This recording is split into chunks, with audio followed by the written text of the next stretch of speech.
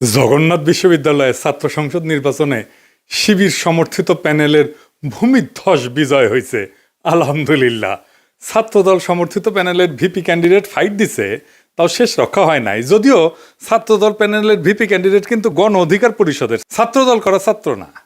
শিবির সমর্থিত প্যানেলের জন্য শুধু না, এটা জগন্নাথ বিশ্ববিদ্যালয়ের জন্য একটা ইতিহাস যে এটা জগন্নাথ বিশ্ববিদ্যালয়ের প্রথম ছাত্র সংসদ নির্বাচন। সকল জরিপ, বড় দল, বাঙ্গ মিডিয়া, বাঙ্গ সুশীল এবং গোয়েন্দা সংস্থার পরিকল্পনা ব্যর্থ করে দিল সাধারণ ছাত্রছাত্রীরা এইভাবেই। পুরনো আচার ব্যবহার দেখে এই সাধারণ ছাত্রছাত্রীরা তারা ছাত্রলীগের চাইতে কিংবা ছাত্র দলের চাইতে কিংবা অপরাপর সংগঠনগুলির চাইতে তাদেরকে ভালো মনে করেছে, ভোট দিয়েছে। আগামী 1 মাসের মধ্যেই যদি এই সমস্ত ক্যাম্পাসে আবার ভোট হয়, আমি আপনাকে লিখে দিচ্ছি ছাত্র শিবির পাশ করবে না।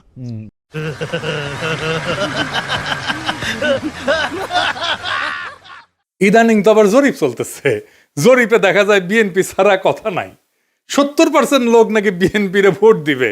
এমিনেন্স একটা জরিপ করেছে, ওর মালিক আমার মেডিকেলের 3 বছরের জুনিয়র জাসদ করেছিল। ওর এনজিও হেলথ নিয়ে কাজ করে ওই এমিনেন্স।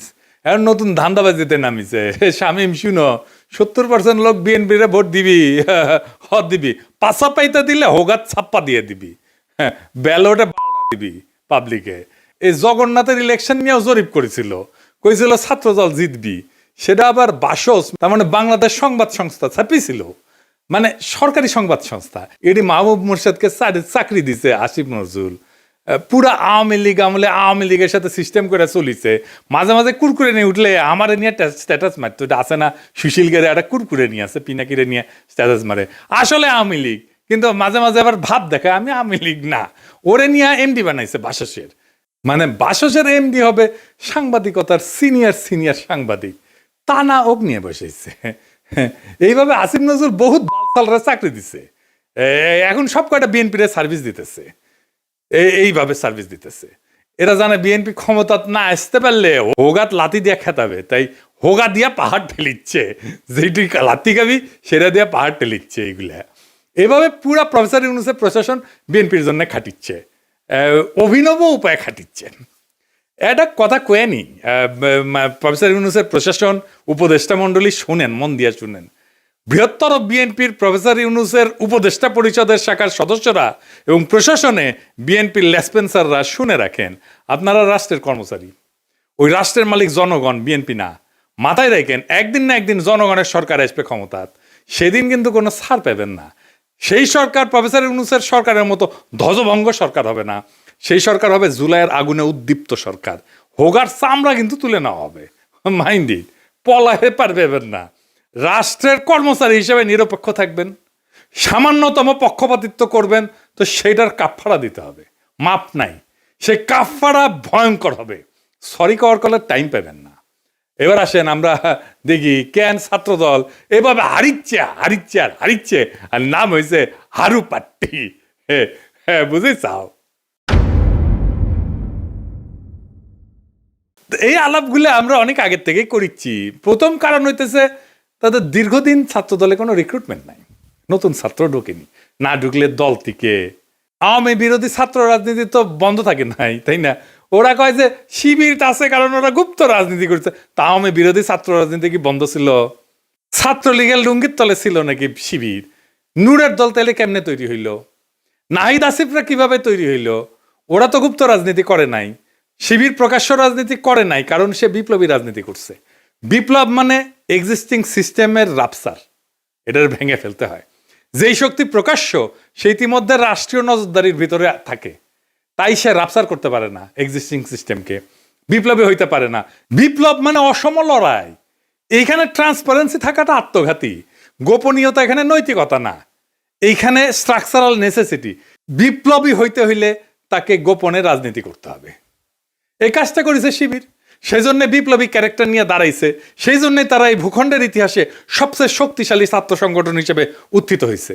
গুপ্ত ছিল, ছাত্রলীগের লুঙ্গির তলে ছিল, এইসব বইলা লাভ হয়েছে কেন? হয় নাই, হবেও না। এইবার দ্বিতীয় ইস্যু, বিএনপির ভুল রাজনীতি। ভুল বলাটা ঠিক না, মানে যেই রাজনীতি করতেছে মুক্তিযুদ্ধের চেতনা মারাইতেছে সেটা আত্মঘাতী হইতেছে। ক্রমাগত তারা মুক্তিযুদ্ধের চেতনা ডুবন্ত নৌকায় চইরা নিজের রাজনৈতিক ভবিষ্যৎকে ধ্বংস করিচ্ছে। মানুষজন এই কথা আওয়ামী লীগ আর বামেদের কাছে শুনিছে, তো এখনো শুনে, তাই না? এতদিন 15 বছর ধরে শুনিছে, মাইক লাগে শুনিছে। তারা এই কথার প্রতিধ্বনি যখন বিএনপির কাছে শুনে, সে তখন মনে করে আরে এটা তো আওয়ামী লীগ, এটাই তো ইন্ডিয়ার বন্ধু। আর সত্যি সত্যি যখন ইন্ডিয়ানদের উচ্ছ্বাস দেখে তারেক রহমানকে নিয়ে, আর তারা প্রকাশ্যেই বলে তারেক রহমান আর বিএনপি তাদের পছন্দের দল, তখন মানুষ দুয়ে দুয়ে স্যার মিলায়। সুবীর ভৌমিকের কথাটা আবার শুনেন, এডিটর সাহেব শুনান। ভারত বাংলাদেশে কোন সরকার চাইবে? খুব সোজা উত্তর আমি তোমায় দিয়ে দিচ্ছি। Awami League is not in election, next best option is BNP, obviously not Jamaat. তারা অলরেডি 50 লাখ লোক নিয়ে জেহার টেয়াদের হুমকি দিচ্ছে, ফলে জামাত অবভিয়াসলি ইন্ডিয়া চাইবে না। অত অনেক কথা, ডিপ্লোম্যাটিক কথা বলে তো লাভ। কানেকশনটা হচ্ছে 71। আমরা একসাথে, আমার সৈন্য এবং মুক্তিযোদ্ধারা রক্ত ঝরিয়েছে, সেই সুবাদে Awami League. This is the historical fact. তো এই জায়গাতে হঠাৎ করে আজকে অন্য কিছু ডাইনামিক্স চলে আসবে, এটা তো আশা করাটাও ভুল। কিন্তু যে গভর্নমেন্ট আসবে তার সাথে ইন্ডিয়াকে তো ডিল করতে হবে। শুনেছেন?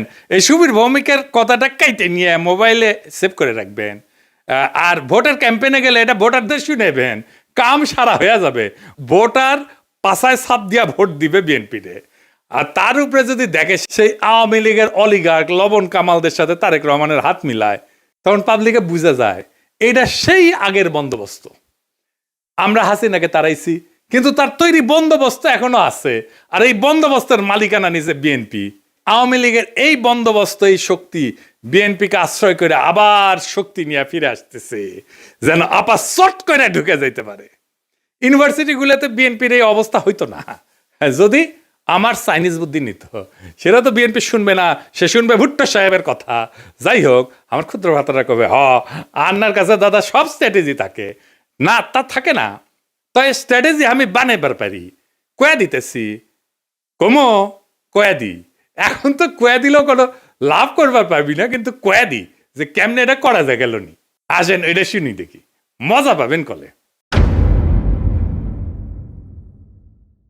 ছাত্র দলে যে রিক্রুটমেন্ট নাই, এটা তারেক রহমান সহ সব বিএনপি নেতারা জানে, স্থায়ী কমিটির সবাই জানে, স্বীকার করে, কিন্তু এইটারে কেমনে ম্যানেজ করবে সেটা জানে না।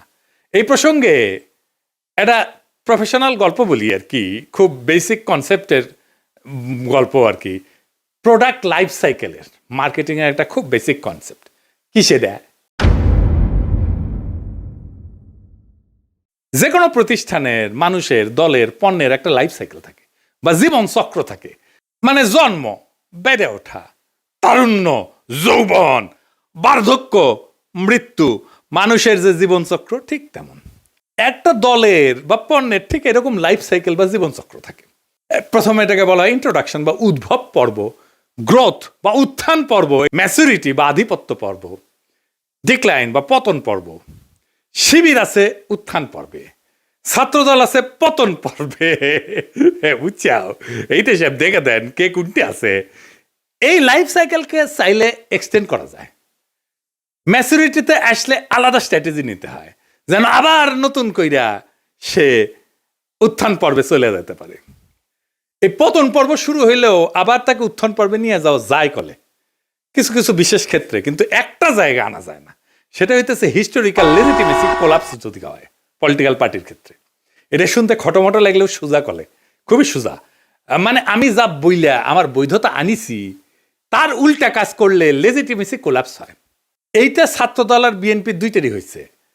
বিএনপি মুক্তিযুদ্ধরে তার পলিটিক্যাল অ্যাঙ্কার বানাইছে, উঠি খুঁটি গাড়িছে, কিন্তু বিএনপি ছিল আওয়ামী লীগের মুক্তিযুদ্ধের বয়ানের অ্যান্টিথিসিস।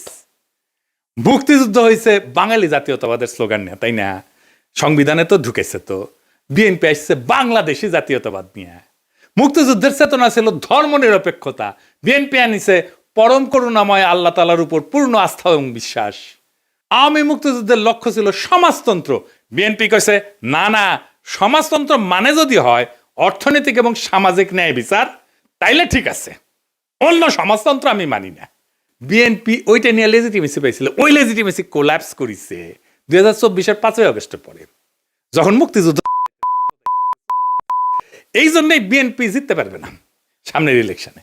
কিন্তু ছাত্রদল এটা ডিক্লাইন ফেজে গেছে আরো আগেই, মানে বিএনপির লেজিটিমেসি কোলাপস করার আগেই গেছে। সেই জন্য আমি কইতেছি যে কিভাবে বিএনপি যদি লেজিটিমেসির কোলাপস না হইতো তাইলে ছাত্র দলকে বাঁচাইতে পারতো, এখন সে চাইলেও পারবে না বাঁচাইতে।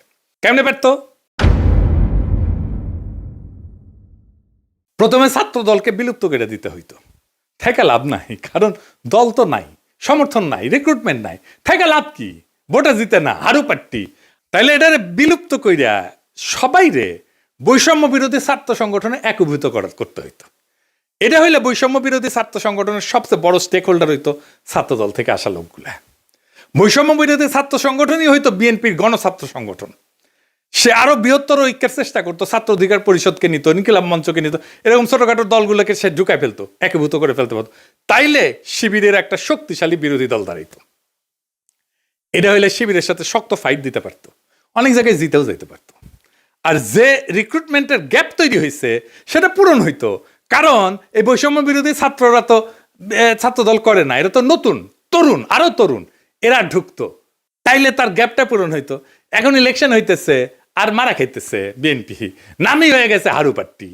এখন আমার ক্ষুদ্র ভাতারা একটা বিরাট কোশ্চেন করে ফেলতে পারে আমাকে, আমি কালে ডরে আছি। হ্যাঁ, যে কয় যদি দাদা দলে যদি এইভাবে লাইফ সাইকেলের মধ্যে যায়, উত্থান পতনের মধ্যে দিয়া যায়, তাহলে তো আমেরিকা রিপাবলিকান আর ডেমোক্রেটদের মইরা ভূত হয়ে যাওয়ার কথাই ছিল। এইগুলো তো ভালোই টিকে আছে। তো মাঝে মাঝে বুঝছাও আমার মনে হয় যে আমি দিনে 4-5টা করে ভিডিও বানাই, ব্যানে এগুলো ব্যাখ্যা করি।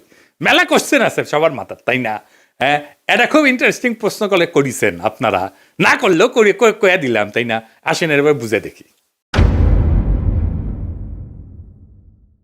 আমেরিকান রিপাবলিকান আর ডেমোক্রেটিক পার্টি এটা স্বাভাবিক রাজনৈতিক দল না, ওইগুলো কার্যত রাষ্ট্রের ভেতরে একটা ইনস্টিটিউশনালাইজড পাওয়ার মেকানিজম।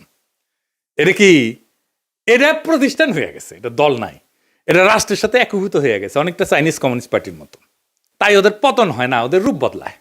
এই যে লাইফ সাইকেল থিওরি, যে জীবনচক্র থিওরি যেটা কইলাম, এটা কাজ করে হয়েছে, এটা ক্লাসিক রাজনৈতিক দলের মতো, ক্লাসিক রাজনৈতিক দল যেগুলো আদর্শিক দল বা ক্যারিসমেটিক লিডার আছে, যেমন মুজিবের দলের মতো, জামাতের মতো, শিবিরের মতো, কমিউনিস্ট পার্টির মতো, রেভলিউশনারি বা পোস্ট কলোনিয়াল দল কংগ্রেসের মতো, এবং দুর্বল রাষ্ট্র কাঠামোর দেশে Bangladesh, Pakistan, Africa, Latin America, এই সমস্ত জায়গায় এই সমস্ত থিওরি খাটে দলগুলোর ক্ষেত্রে। কংগ্রেসের মরে যাওয়া দেখে বুঝতে পারতেছেন, বিজেপির উত্থান থেকে বুঝতে পারতেছেন। আমেরিকান পার্টিগুলো আলাদা, রিপাবলিকান পার্টি, ডেমোক্রেটিক পার্টি, কোনোটাই কোনো ইডিওলজি না, কিন্তু কোনোটা একজন লিডারের উপরে দাঁড়ানো না, আদর্শিক নেতা নাই, কোনোটা একটা শ্রেণীর একচ্ছত্র প্রতিনিধি না, বরং এরা হইলো একটা নির্বাচনী ঐক্যের একটা ফ্রন্ট। এবং এরা কখনো পতন হয় না কয়েকটা কারণে, আমি এটা করে বলি। 1 নম্বর হইতেছে 2 পার্টি সিস্টেম, এখানে 3 নাম্বার পার্টি এসে ক্ষমতার অংশ হওয়া এক্সট্রিমলি ডিফিকাল্ট। সেই জন্য এই 2 পার্টির বাইরে আসলে কেউ যাইতে চায় না, রিস্ক নেয় না। আমেরিকার মানুষ রাগ করলে নতুন দল বানায় না, পুরানো দলের ভিতরে ঢুকে সেটা বদলানোর চেষ্টা করে। এবং আপনি দেখবেন রিপাবলিকান এবং ডেমোক্রেটিক পার্টি দুটেরই বদল হয়েছে ভিতর থেকে মেলাবার, 1-2 বার না। এই কারণে দল ভাঙে না, ভেতরের রূপটা বদলায় যায়। এখানে পার্টি মানে কিন্তু দর্শন, আদর্শ না। রিপাবলিকান মানে একটা জিনিস না, কিন্তু একটা পার্টি না। এর মধ্যে রিগানের কনজারভেটিভ পার্টি আছে, বুশের নিউকন আছে, ট্রাম্পের পপুলিস্ট পার্টি আছে, ন্যাশনালিস্ট পার্টি আছে। ডেমোক্রেটিক মানেও এক জিনিস না। ক্লিনটনের নিও লিবারেল আছে, ওবামার টেকনোক্রেটিক পলিটিক্স আছে, বার্নি স্যান্ডার্সের ডেমোক্রেটিক সোশ্যালিস্ট আছে। তাই ভেতরের আইডিওলজিকে নেতৃত্ব দিচ্ছে, সেই আইডিওলজিটা বদলায়, কিন্তু পার্টি থাকে। আর একটা জিনিস হচ্ছে স্টেট পার্টি, একটা ফিউশন হয়েছে আমেরিকা, পার্টি আর স্টেট একসাথে মিলে গেছে। যেমন ধরুন কংগ্রেস ককাস বলে একটা জিনিস আছে, যেখানে 2 পার্টি একসাথে কাজ করে। স্টেট গভর্নর নেটওয়ার্ক যেটা, সেখানে 2 পার্টি একই সাথে সমান শক্তিশালী। থিঙ্ক ট্যাঙ্ক, তারপরে যে ডোনারদের ক্লাস, মিডিয়ার যে ইকোসিস্টেম, সব কিছু মিলে এটা একটা সংগঠন না, এটা একটা পাওয়ার ইনফ্রাস্ট্রাকচার হয়েছে। আমেরিকান এলিটদের যে কনফ্লিক্ট, এইটা ম্যানেজ করা হয় এই 2 পার্টির এই সিস্টেমের মধ্যে দিয়া।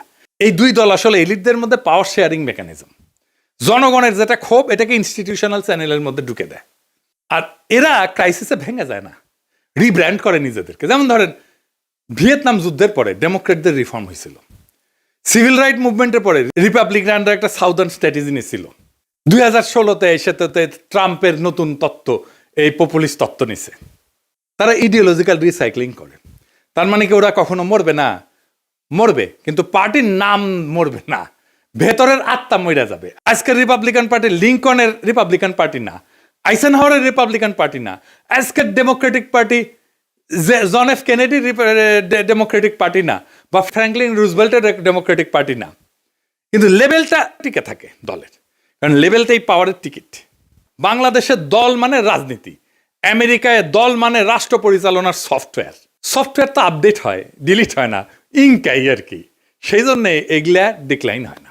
তো জগন্নাথ বিশ্ববিদ্যালয়ের নতুন ছাত্র সংসদকে অভিনন্দন। এই বিজয় কোনো দলের কিন্তু একক বিজয় না, এটা সাধারণ ছাত্রছাত্রীদের বুদ্ধিবৃত্তিক বিদ্রোহের ফল।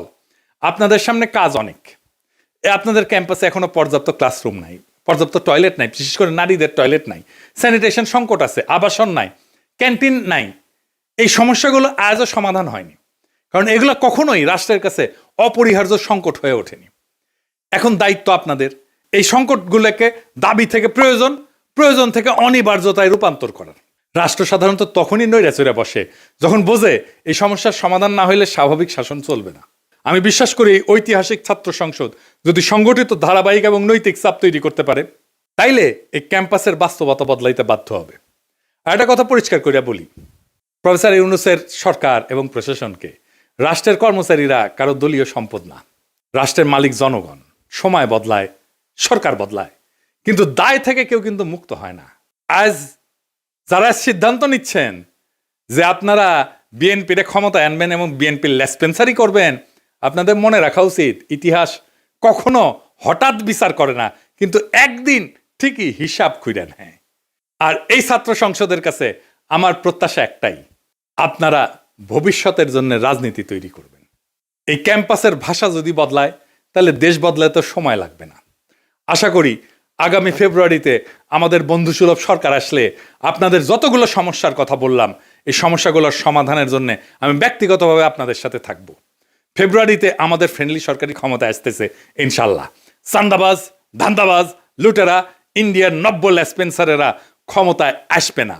আমি যে এপিসোডের পরে ইনকিলাব বলি, ওইটা কিন্তু শুধু স্লোগান না। ইনকিলাব মানে বদল, ইনকিলাব মানে বিপ্লব, ইনকিলাব মানে ভেঙ্গা চুইরা নতুন ভাবে গড়ে তোলা, ইনকিলাব মানে দেশ এবং জাতির জন্য অপরিহার্য হইয়া ওঠা। ইনকিলাব জিন্দাবাদ।